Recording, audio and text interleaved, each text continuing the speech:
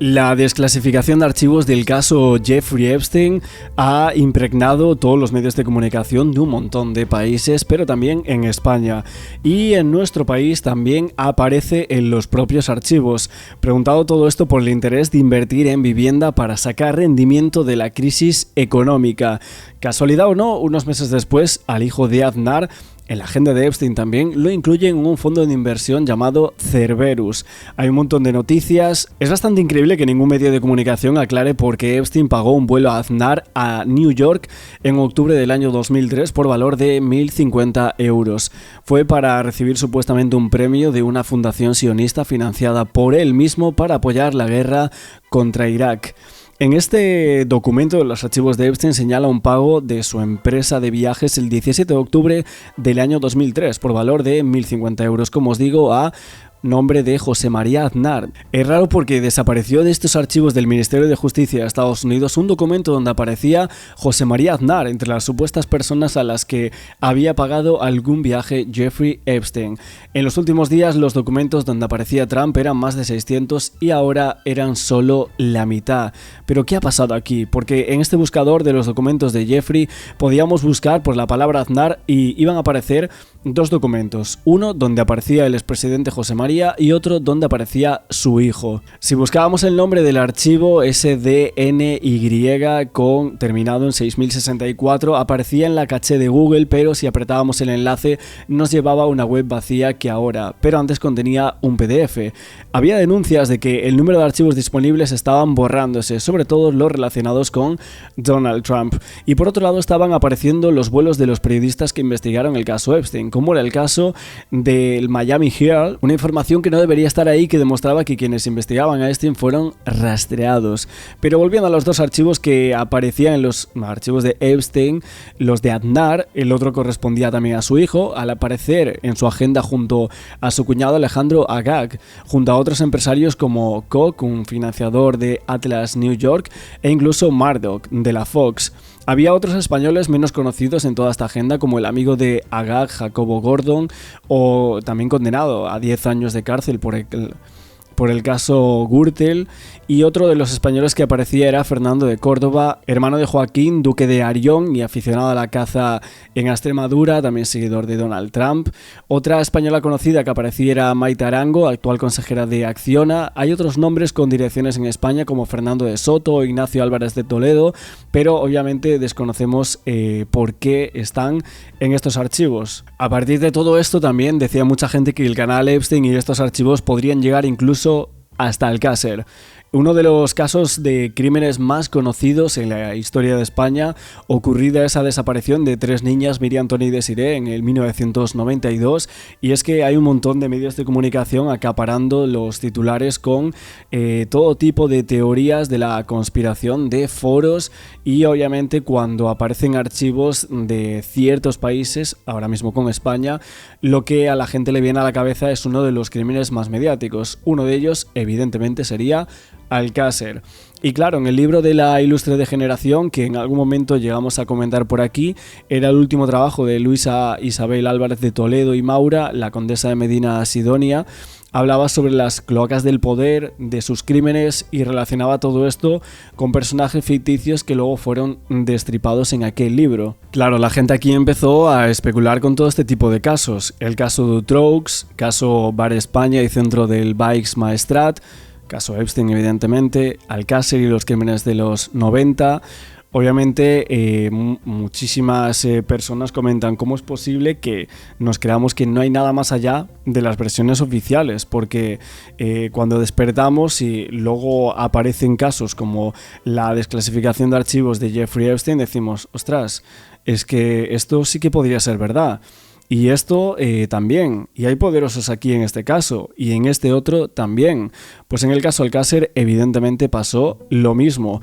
Hasta un periodista llamado Juan Ignacio Blanco y un padre de una de las víctimas llamado Fernando García fueron a varios programas de televisión y acusaron a algunas personas. Dijeron que podrían haber sido ellos que estaban involucrados en todo este crimen y que había una red de personajes importantes, empresarios y políticos en España que estaban involucrados en aquella red red criminal que operaba y que obviamente terminaba con estas personas y que incluso podría llegar a ir más allá de España. Y es aquí obviamente cuando salen todos estos nombres después de la desclasificación del caso Epstein. De hecho, se sabe que Barcelona fue un centro de operaciones en Europa de esa trama de Epstein a través de algunas personas, unos ayudantes del financiero norteamericano que se instaló en la ciudad y también intentaba captar a chicas en Ibiza, diciendo que era un placer estar por allí, que España era más segura que París, especialmente Barcelona, que estaba llena de turistas por todas partes. Así se dirigían estos correos y evidentemente colocando informaciones sobre España y también sobre Barcelona. En más de una decena de esos documentos de Epstein aparece el nombre del rey Juan Carlos. Hay algunos que son simples recortes de periódicos. En otro hay una mención a Corina cuando ya no era pareja del rey. Y hay otro en el que el pederasta habla de una cena que iba a compartir mesa con el emérito. En este correo de Jeffrey Epstein aparece una mención al rey emérito de España. Ceno con el rey Juan Carlos de España esta noche. Impresionante. Cena organizada por Pepe Fanjul para amigos. Un encuentro que desconocemos si finalmente se produjo. Epstein hablaba de una cena que estaría organizada por un famoso empresario cubano en Nueva York. Destaca que le parece impresionante poder encontrarse con Juan Carlos I. Está fechado en 11 de septiembre de 2018. Justo ese día conocíamos esta noticia. Según OK Diario, Fiscalía Anticorrupción va a investigar el presunto cobro de comisiones millonarias por parte del rey Juan Carlos por la construcción del AVE a la Meca. En esas fechas, la única imagen que tenemos del emérito es su visita a Sanxenxo días después de aquella supuesta cena mencionada en los archivos de Epstein. También Corina Larsen aparece indirectamente mencionada en ellos. Como ha investigado Marcelino Madrigal, Epstein tenía interés en información sobre Corina por su cercana relación con Juan Carlos I ya en 2013. Entre los citados en estas revelaciones está el expresidente José María Aznar en algunos correos como este, un envío a través de una empresa de paquetería directamente dirigido a la Moncloa. Están a nombre del entonces presidente Ian Aznar. La familia Aznar dice desconocer este asunto. Otro de los españoles mencionados es el exministro de Exteriores, Miguel Ángel Moratinos, interesado Epstein en contactos diplomáticos relacionados con Marruecos. Es que también hay varios intercambios de mails donde se insinúa que hay víctimas de Epstein en Argentina, pero también en España. Uno de ellos, reportado con importancia normal, se hablaba ahí de pandillas y que para comunicar también actualizaciones de algunas víctimas en Argentina. Y ahí decían recientemente una víctima de Jeffrey residía en España y solicitaba derivaciones a terapia. Como esta no era área de que la Legión tuviese experiencia, había sido difícil encontrar recursos allí y esto provocaba que la víctima permaneciese en crisis.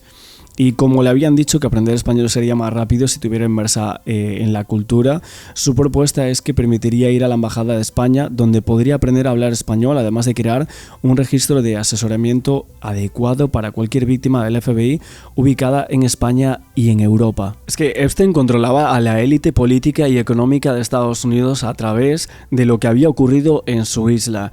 Y también es cierto que se cree que llegó su poder hasta otros países. En esta ocasión hablamos de España, tanto que se está hablando de esas saunas, del suegro de Pedro Sánchez y demás, aquí en España. Y esto no es lo único, Pero esto no es lo único. El propio Jeffrey Epstein planeaba adquirir una mansión en España para reforzar las operaciones de su red.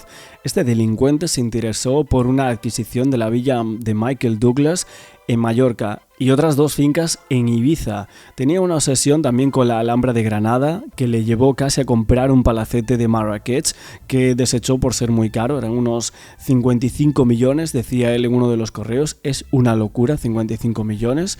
Y así vemos que esa casa de Michael Douglas en Palma de Mallorca estaba a la venta. Era sin duda una de las propiedades más bellas que había visto en el Mediterráneo, decía en los correos. Y es que en abril del año 2015, Ariane de Rolls, la directora del banco privado suizo, escribió un email a Jeffrey Epstein avisando de la interesante oferta inmobiliaria que acaba de salir a la venta. La finca de Sestaca, situada en Valdemosa, una mansión con vistas a la Tramuntana, 100 hectáreas y viñedos, garantizaba la total privacidad buscada por este señor y salía a la venta por 50 kilos. La heredera de una de las sagas banqueras más importantes de Europa sabía que su amigo estaba en búsqueda de una mansión en el Mediterráneo.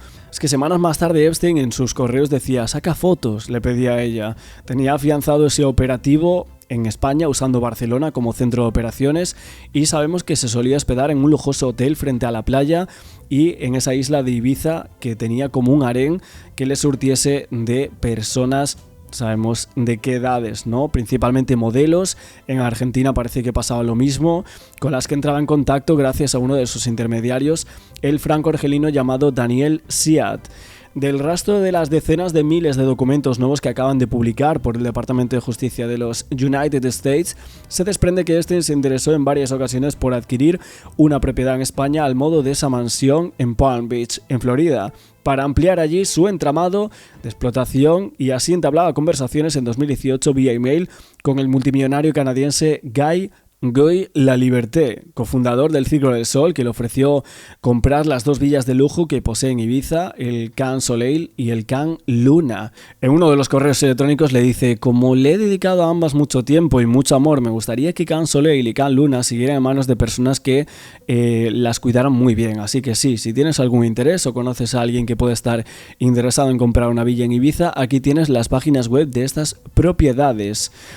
Tras interesarse Jeffrey Epstein por el precio, un asesor financiero de La Liberté le comunicó que Can Soleil estaba disponible por 49,5 millones de euros y Can Luna por 14,5, y que también se alquilaban por semanas, hasta 130.000 euros la primera y 25.000 la segunda. No constan algunas cosas en los documentos, pero sin embargo hay otras referencias a esta operación inmobiliaria en una isla que el delincuente conocía muy bien, ya que se había convertido en un lugar perfecto para ampliar su red.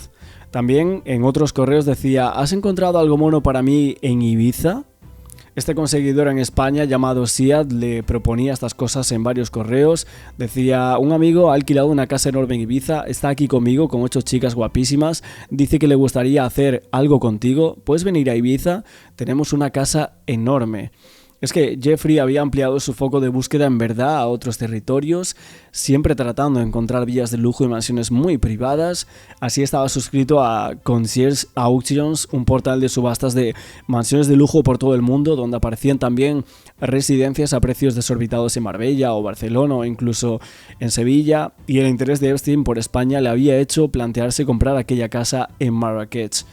En la nueva tanda de documentos sobre la investigación del pederasta Jeffrey Epstein, publicados por el Departamento de Justicia estadounidense, aparece un gran número de correos electrónicos intercambiados con Daniel Siat, que, de acuerdo con los archivos, parecía ser un facilitador de vidas desde Barcelona. Es un gran placer estar aquí. Barcelona está llena de vida. La gente es muy amable. España es más segura que París, especialmente Barcelona, que está llena de turistas de todas partes, escribió Siat en un correo enviado a Epstein. Los mensajes muestran un patrón a la hora de reclutar a las personas.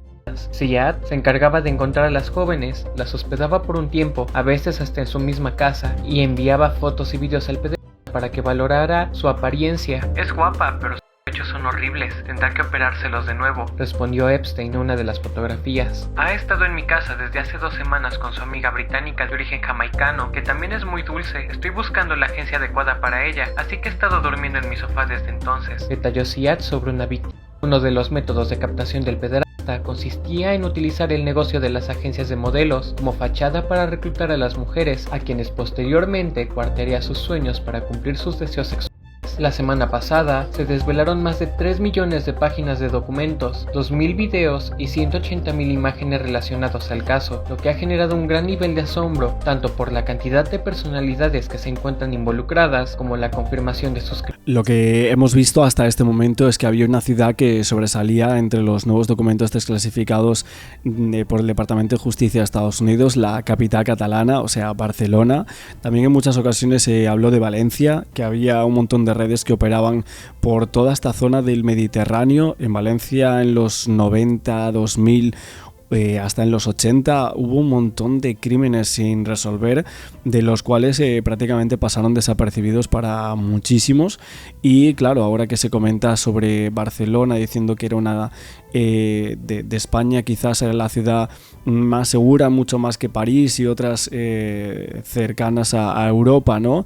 que estaba lleno de turistas por todas partes, dice el magnate en uno de los correos, pues evidentemente ahora tenemos que conectar todos estos casos y ver si alguno tiene relación con todo este tipo de cuestiones y rituales, que algunos son muy escalofriantes. También hay otra investigación que se está comentando en algunas redes sociales, aunque no de manera oficial, vamos a decir, que hay unos documentos del FBI en Madrid y que en esta nueva investigación desvelaron cómo la inteligencia estadounidense desplegó una operativa de bajo perfil desde su embajada en Madrid, operando de forma autónoma para rastrear a las víctimas en suelo español de Jeffrey Epstein. Una base en Madrid, como agregado jurídico del FBI centralizaba esa logística, una estrategia en silencio y había protocolos muy confidenciales. Había una terapia para asegurar testimonios clave entre el año 2019 y 2020 y un mapa de rutas de Epstein en España que era mucho más extenso de lo que hasta el momento han contado. Obviamente esto es una investigación que está actualmente a cabo, que hay varios correos que están analizando todo esto y algunos archivos del FBI en España y cómo se movió la red en toda esta zona de nuestro país. Y como otra de las casualidades de esta documentación, aparte de Barcelona, estas operaciones, este señor, las casas y demás, bueno, hay una casualidad aquí que la última pareja, la bielorrusa Karina Suliak, hizo en el año 2015 un pedido de calzado a una marca española, creo que era el Ganso si no me equivoco, por un importe de unos 2.100 euros. En cuanto al Alcácer, la teoría de la conspiración fue muy popularizada por el padre de Miriam García, como antes os decía, Fernando García, y el periodista de Crímenes Reales, Juan Ignacio Blanco, que criticaron muchísimo el trabajo de la policía, solicitaron segundas autopsias y la principal tesis de la conspiración dice que Miguel Ricard y Antonio Anglés, los oficialmente conocidos como los asesinos de Alcácer, uno confeso, otro desaparecido, no pudieron haber terminado con las chicas porque eran delincuentes de bajo nivel que fueron usados como chivos expiatorios y que los verdaderos culpables eran una camarilla o un grupo de gente muy poderosa. Fernando García y Juan Ignacio Blanco fueron a aquel programa de televisión de máxima audiencia llamado Esta noche cruzamos el Mississippi para contar toda esa teoría, diciendo que los verdaderos culpables era una red compuesta por varios nombres que titularon como el Clan de la Moraleja. De hecho, se hablaba también de una cinta snuff en torno a este caso. Obviamente se sugiere que habría este tipo de cintas en torno a los archivos de Jeffrey Epstein. Algunos archivos evidentemente están censurados, nosotros no podemos llegar a ellos, incluso las caras de algunas presuntas víctimas y personas que salen en estas fotos de todos los archivos, porque son cientos de miles de imágenes, pues evidentemente están censurados por el Departamento de Estados Unidos. De hecho, en los propios archivos se revela que Jeffrey solía filmar vídeos snuff reales en su propia isla y que presuntamente alguna personalidad bastante conocida aparecería en uno o en varios vídeos. A 3 niñas para llevarlas a una fiesta porque eso se hacía y se apuntaban voluntariamente. Esto iba más allá. Esto a lo mejor puede haber sido un tema de eso, que analizamos también en su día. Una snap movie, un encargo para una snap movie o un encargo porque ya tenías la intención de asesinarlas, porque si solamente hubiese sido un tema de abuso o lo que sea, no hacía falta llevarlo a este extremo. No sé si me estoy explicando, no quiero tampoco, es que tampoco quiero emplear cosas así muy eso, pero no sé si me he explicado. Ok, sí. Básicamente esto de los chalets pertenece mucho a esta teoría, ¿no? De que era gente poderosa quien le hizo esto a Miriam, Tony y Desiree, y nosotros nunca hemos dicho que no existieran tales personas o tales grupos que hicieran este tipo de cosas, pero todo lo que hemos encontrado hasta el momento y con todas las personas que hemos hablado y gente muy cercana, gente que vio el caso, todos te dicen lo mismo. Aquí no tiene nada que ver esto. Que fueron ellos en compañía de otros, sí, pero esos otros no tienen por qué ser gente muy relevante, ni de política, ni nada, sino gente que, bueno, que a lo mejor le pasaba producto a uno de ellos, que era amigo de lo que fuera. Pero hasta el momento no hay una sola prueba que pueda indicar que todo este crimen ocurrió en uno de estos lugares y que hubo gente pues de partidos políticos, como que se insinúa, metido en en medio. Que cada uno tiene su punto de vista, quien defiende esta teoría, pero de momento los que la defienden no han podido nunca aportar nada para poder defender todo esto, porque ya si vamos enlazando, nos vamos con la realeza, con cosas que dices, bueno, si es que hace poquito además le lanzaba una de estas teorías a una persona que no sabe nada del caso, le digo, mira, cuentan el tema de un helicóptero, y me dice, pero vaya locura. Dice, o sea, ¿cómo vas a traer desde Madrid a unas niñas en helicóptero, las vas a tirar ahí en la Romana? Dice, ¿tanta infraestructura para esto? ¿Será que no tienen gente a su alcance? Porque esto además parece que sería como que iban buscándolas a ellas especialmente, ¿no? O sea, queremos una que sea así, así y así. Y esto tiene más pinta de que ocurrió sin más, que a lo mejor sí estaban buscando a alguien, pero no a ellas, y se cruzaron en el camino de estas personas y luego ocurrió lo que ocurrió. Bueno, yo creo, también un poco, para que veas que discrepamos Jorge y yo, Axel, yo soy al contrario de Jorge, yo creo que sí que esto estaba planificado, no creo en helicópteros negros ni en la Casa Real. Lo del encapuchado, ¿creéis que es un punto importante para el tema de la planificación? De un punto el que apareció en lo de Miriam, dices. De Miriam, sí.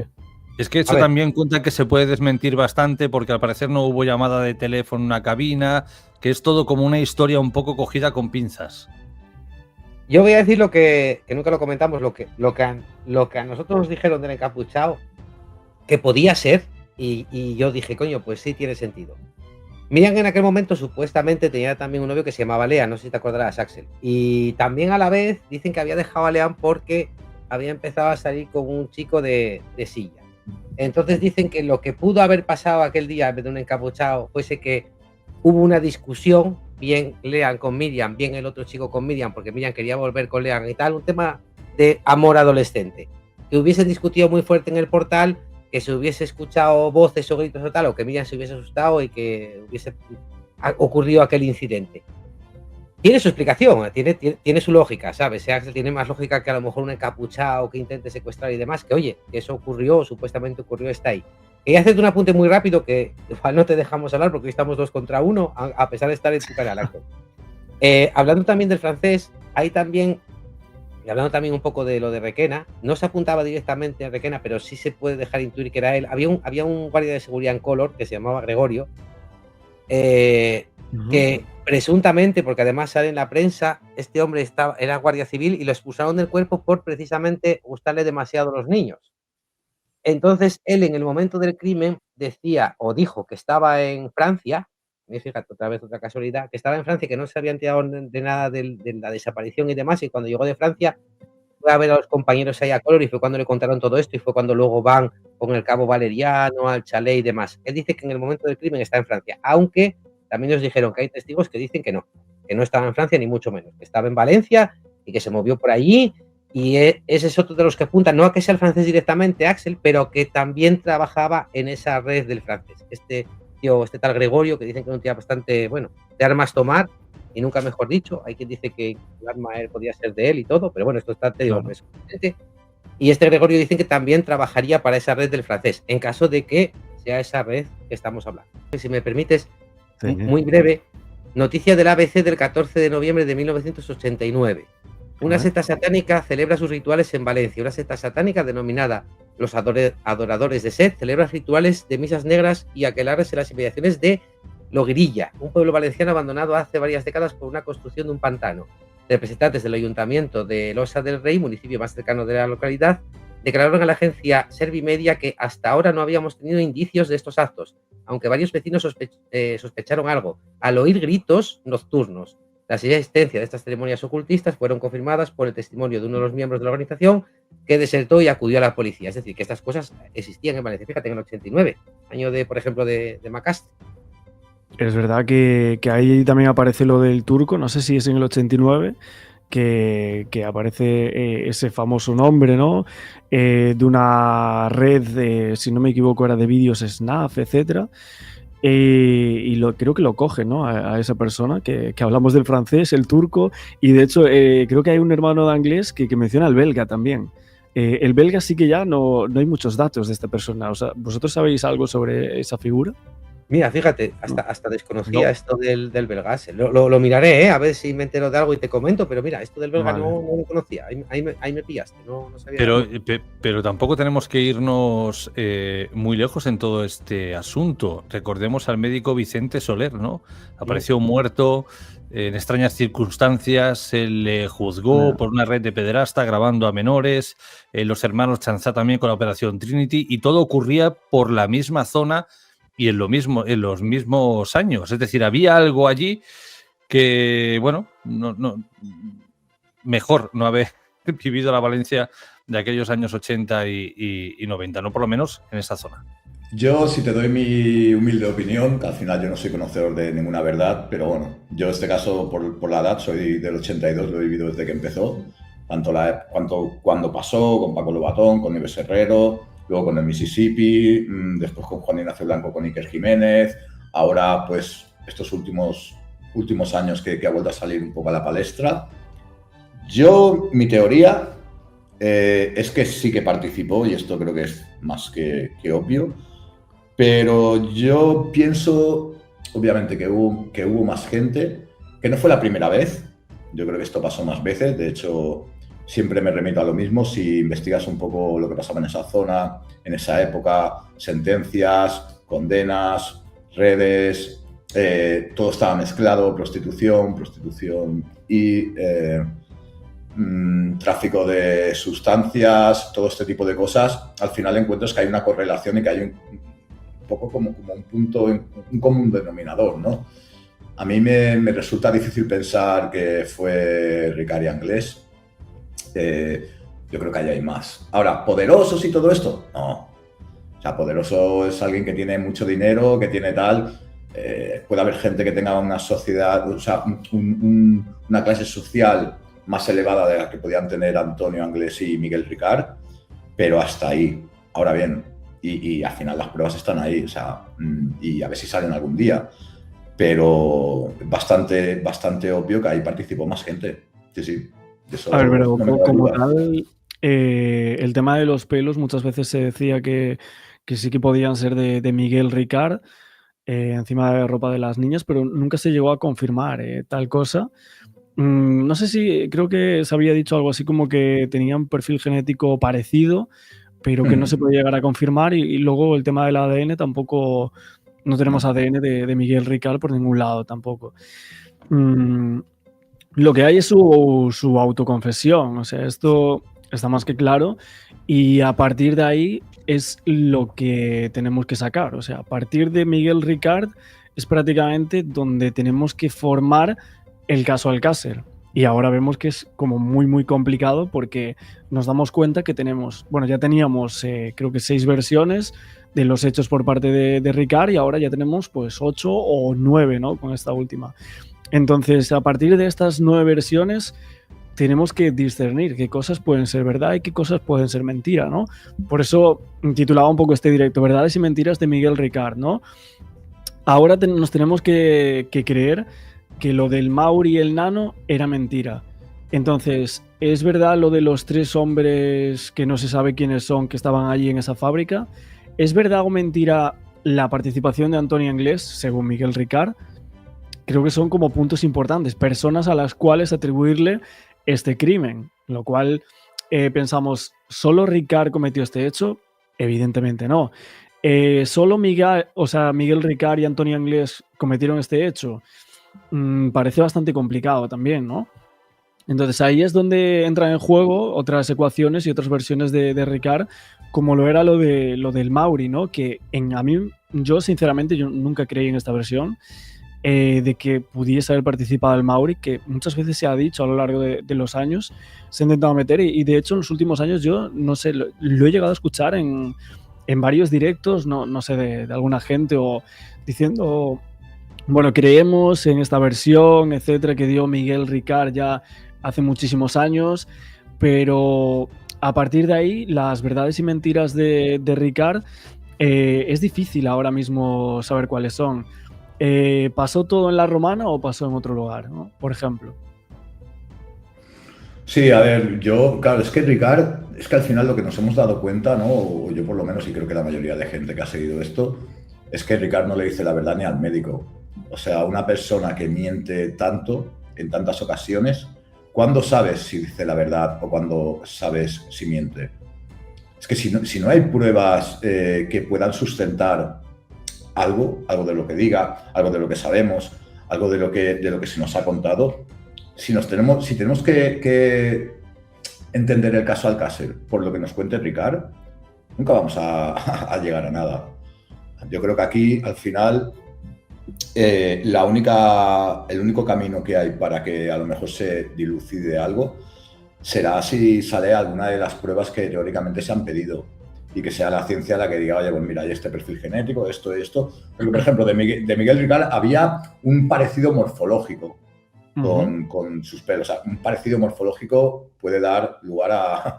Es como decir, sí, yo tengo el pelo del mismo color, o tengo el pelo como Hugo, lo tengo medio blanco, medio canoso, y ya es un perfil morfológico similar, pero no es ninguna prueba de nada.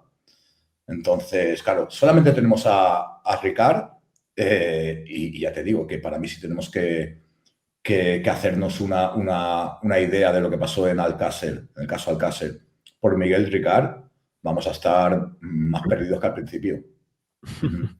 Esto es lo que pasa porque, bueno, si nos fijamos aquí en esto, un periódico del Mercantil Valenciano, Levante, de 13 de febrero del 93, que dice: los investigadores creen que Ricard mintió descaradamente en los 5 interrogatorios. Descaradamente. Entonces, ¿en qué punto podemos llegar a creer? Porque, de hecho, luego, creo que tenía por aquí este otro recorte que era: la Guardia Civil aún no localiza el lugar exacto donde fueron asesinadas las niñas. Obviamente aquí lo que te está diciendo es que no creen que la fosa, o sea, donde se llevan los cuerpos, el enterramiento, sea el sitio donde se cometieron las atrocidades. De hecho, es que no hay ni siquiera sangre en la romana, ¿no? En esas casetas. Es algo muy complicado y la versión oficial se sostiene muy poco, porque para decir versión oficial, a grandes rasgos, es la confesión de Ricard con Antoni Anglès como cómplice de él, bueno, cómplice no, incluso el que más participa, por así decirlo, en esas atrocidades, que fue en la caseta de la Romana y que allí mismo las enterraron. Y ahí se termina la versión oficial. Sí, yo creo que aquí, Axel, en cierta manera, ya te digo, al final solo podemos hipotetizar e intentar usar el sentido común. Pero yo creo que aquí, en cierta manera, yo recuerdo lo que pasaba en el momento que ocurrió todo este caso, todo este crimen. Yo creo que había mucha prisa y muchas ganas de intentar encontrar culpables, cerrar el caso, cerrar la investigación, porque lo que estaba pasando en España en aquel entonces estaba siendo completamente una revolución. O sea, se lió un follón gigante. Entonces, aquí, esto hoy lo comentaba con un amigo, decía, digo, es que aquí yo creo que los primeros que estaban interesados en cerrar esto, en buscar culpables y no darle más vueltas, sino profundizar más e intentar dar carpetazo, eran los propios estamentos del Estado.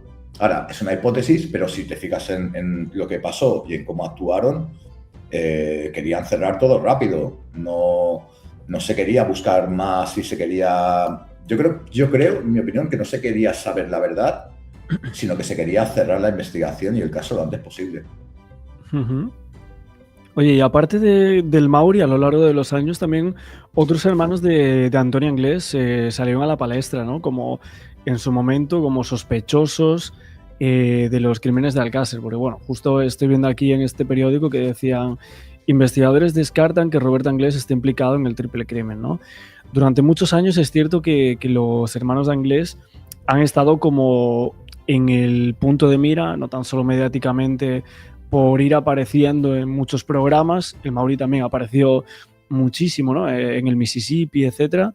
Pero muchos de los hermanos de Anglès, como que en muchas ocasiones se llegó a especular con que si estaban involucrados o no en este hecho. Sí, bueno, solamente hace falta tirar de hemeroteca, ¿no? Y ver un poco lo que sucedió. Ahora bien, ¿Qué es lo que llevó a los investigadores a pensar eso? Que a lo mejor, obviamente, como Antonio tenía madre, tenía hermanos que pudieran pensar que le ayudaron o que podían ocultar información.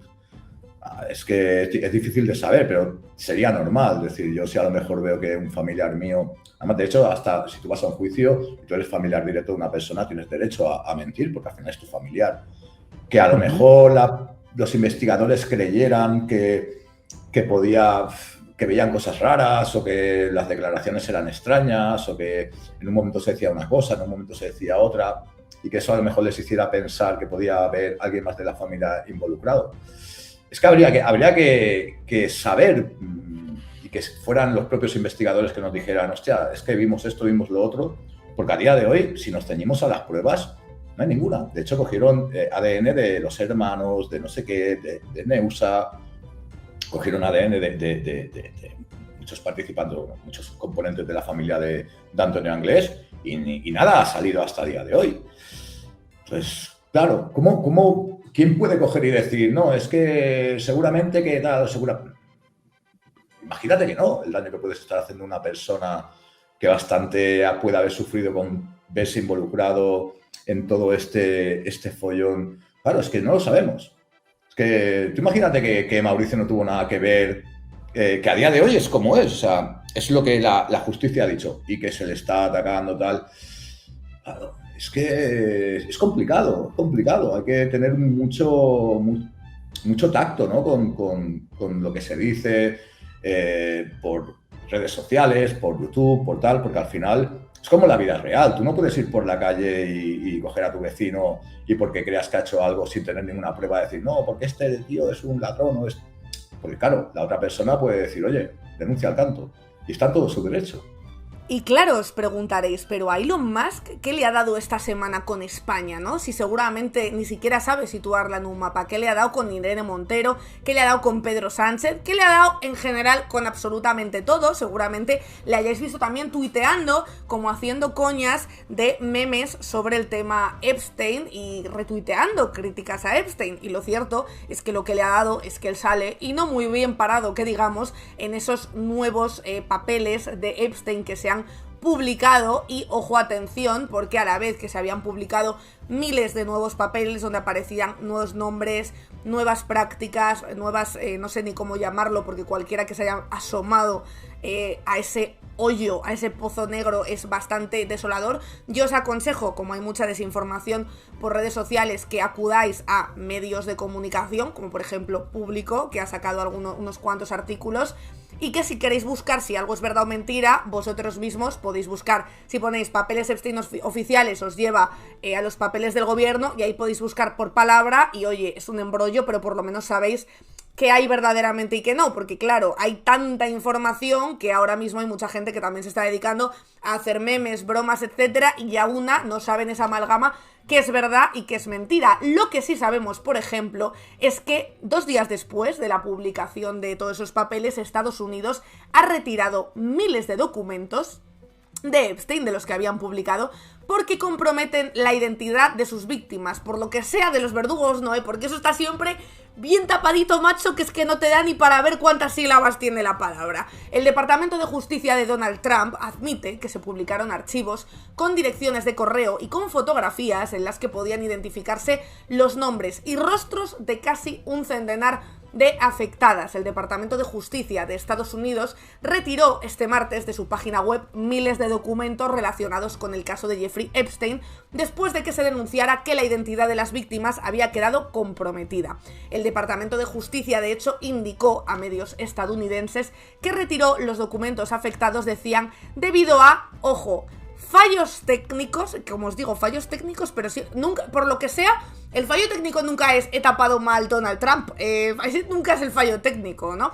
Y aseguró que todos los archivos solicitados por las víctimas o sus abogados han sido retirados para su posterior edición, que permita eliminar datos que puedan identificarlas. La carta ha sido presentada ante un juez federal y varios abogados de las víctimas han afirmado que las deficiencias en la edición de los archivos habían trastocado la vida de casi un centenar de ellas. Es que imaginaos de cuántas víctimas estamos hablando aquí. Es que es una puta barbaridad, y quien se haya metido en los papeles, yo por lo que sea esta semana he tenido bastante tiempo y he estado ahí buscando palabras, wow. O sea, es terrible. O sea, si buscáis palabras como girl, como baby, como cheese, que es un poco código por lo visto para ellos, como pizza y otras cosas, se os va a quedar un mal cuerpo terrible. No recomiendo hacerlo antes de dormir, la verdad.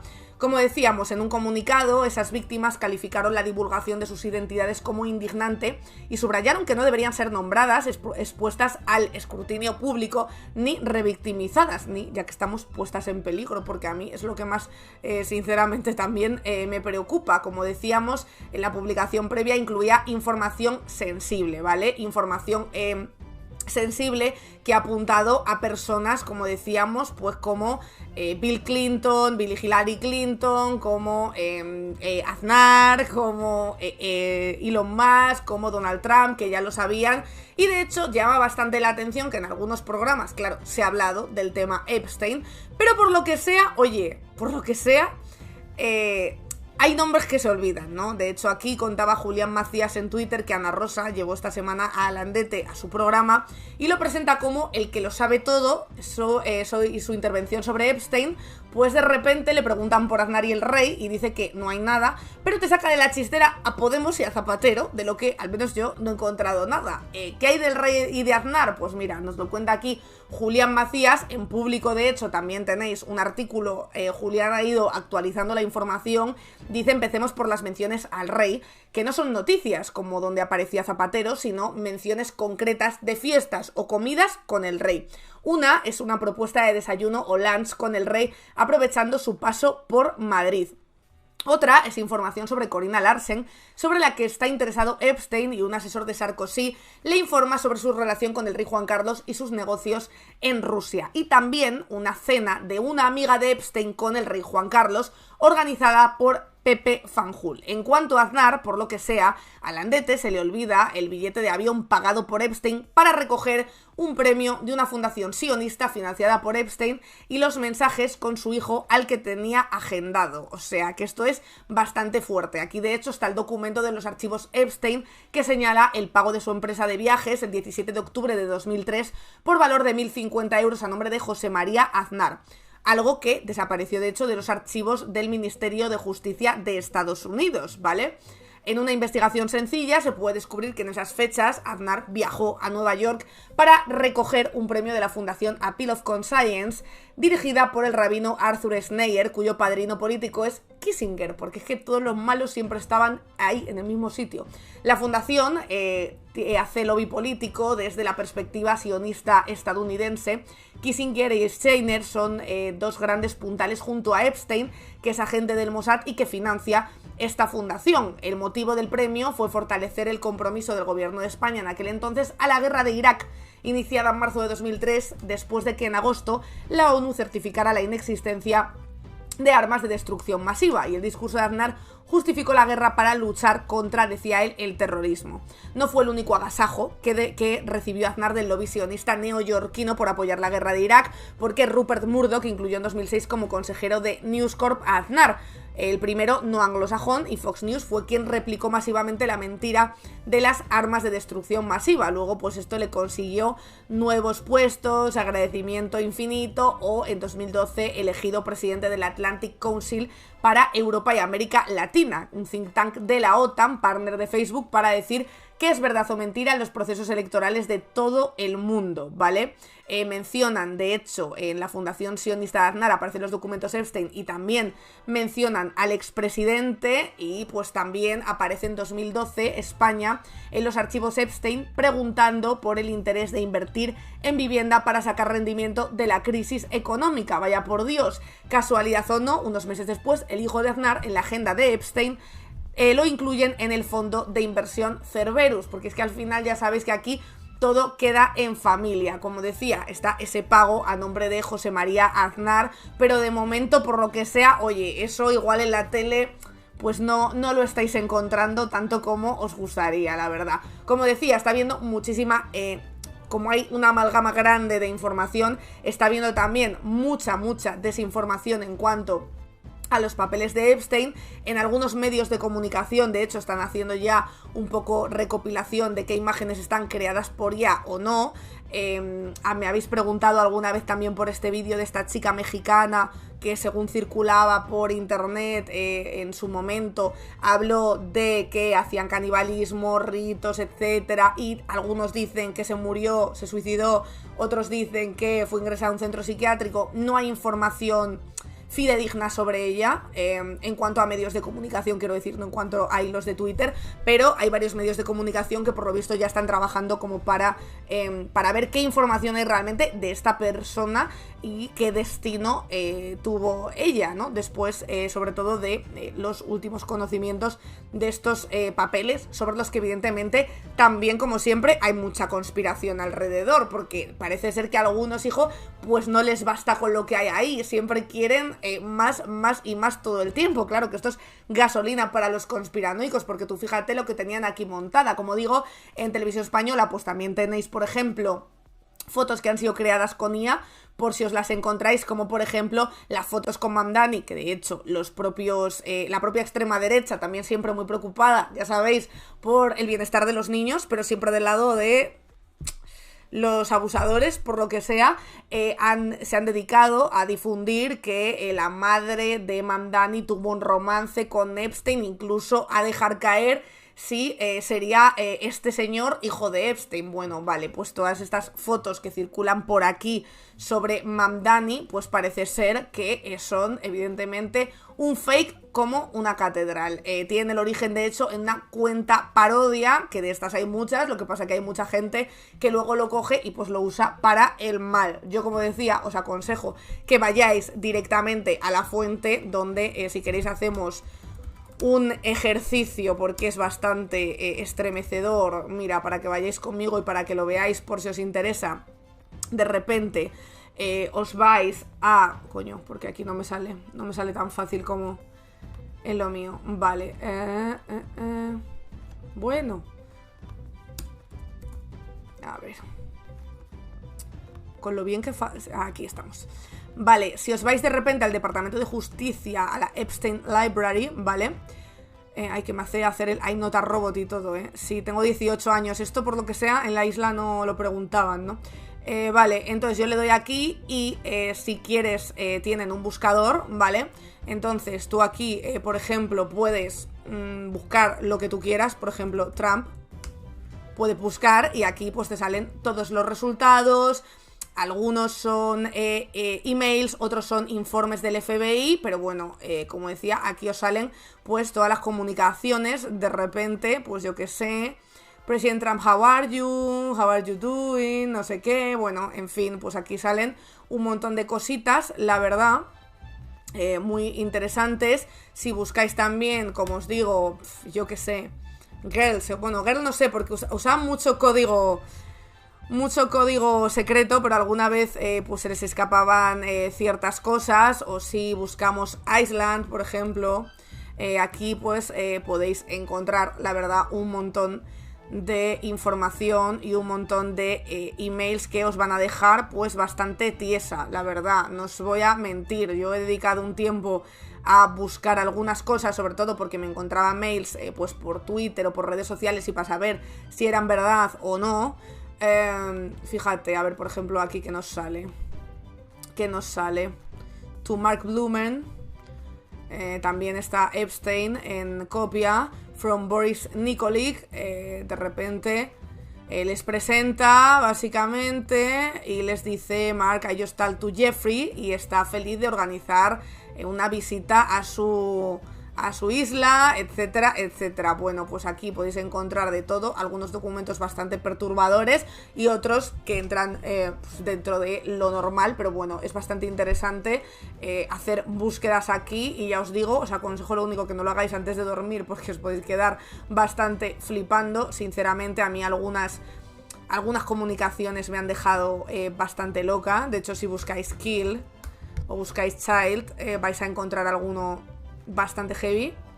Cheese, también, si lo buscáis vais a flipar. En plan, emails muy perturbadores, la verdad, con algunas conversaciones que flipáis. de repente, pues eso, gente preguntando, pero entonces hay uno nuevo, hay un queso nuevo, hay un queso brasileño nuevo y cosas así que, pues la verdad, te hacen pensar, sinceramente, en qué tipo de mundo vivimos y en qué tipo de isla, de hecho, vivían estos sujetos en las que, pues, que se creían tan impunes como para creer que no les iba a ocurrir nunca nada. Pero bueno, yo ahí os lo dejo por si queréis de repente bichear y entrar ahí, y seguiremos contando más cosas, y en cuanto sepa más cosas que contaros, pues por supuesto os lo contaré.